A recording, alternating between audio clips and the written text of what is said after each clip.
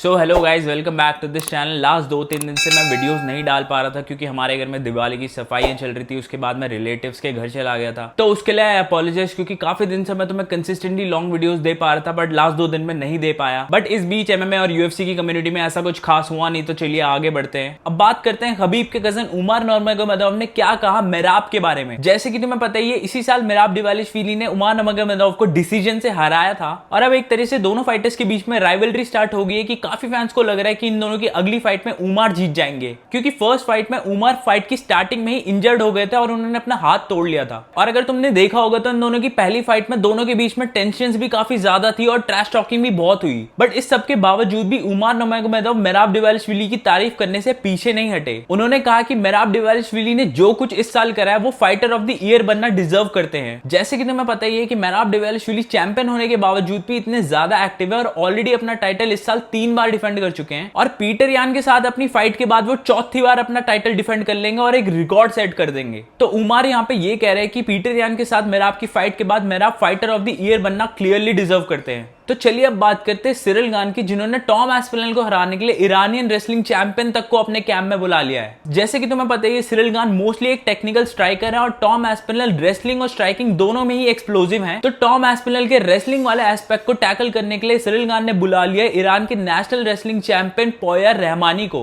मुझे comment section में बताओ, क्या तुम्हें लगता है सिरिल गान की ये ट्रेनिंग टॉम एस्पिनल को हराने के लिए इनफ होने वाली है या नहीं? जॉन जोन्स ने तो ऑलरेडी सिरिल गान को फाइट के 2 मिनट में हरा दिया था। क्या तुम्हें लगता है टॉम एस्पिनल भी ऐसा कुछ कर पाएंगे उनके साथ? मेरे हिसाब से जिस तरह से टॉम लड़ते हैं और उनका एवरेज ऑक्टागन टाइम इतना ज्यादा कम है और मोस्टली वो अपनी फाइट्स राउंड 1 में ही खत्म कर देते हैं, तो ये कहना गलत नहीं होगा कि सिरिल गान भी राउंड 1 के आगे नहीं जाने वाले। बाकी तुम मुझे कमेंट सेक्शन में अपने ओपिनियंस बता सकते हो। तो चलिए अब बात करते हैं इजराइल आदेसानिया की, जिन्होंने रिसेंटली एक कंट्रोवर्शियल डार्क जोक मारा चार्ली कर्क के ऊपर। जिसको नहीं पता, चार्ली कर्क अमेरिका की एक राइट विंग पॉलिटिकल पर्सनैलिटी थे, जिनका भी कुछ टाइम पहले ही एक इवेंट में एक शूटर ने असैसिनेशन कर दिया था। और इजराइल आदेसानिया ने अपनी इस वीडियो में एक ग्लास पकड़ रखा था जिसमें एक बुलेट पास कर रही थी, और उस ग्लास से ड्रिंक करने से पहले वो कह रहे थे, आई कॉल दिस द कर्क shot. Want to hear a black joke?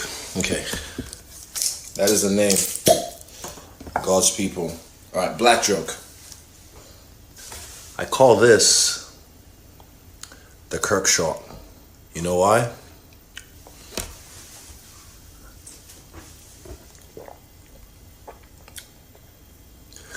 Because it's black. There's something there. Just figure it out. There's a joke in there somewhere. You can do it. Figure it out. MMA community और Israel आदेसानिया के fans को ये joke बिल्कुल पसंद नहीं आया और उन्होंने काफी फॉलोअर्स भी लूज कर दिए इस जोक की वजह से। अगर तुम्हें वीडियो पसंद आई हो तो इस वीडियो को लाइक कर देना और इसी तरह के एमएमए रिलेटेड वीडियोस के लिए इस चैनल को सब्सक्राइब कर लो।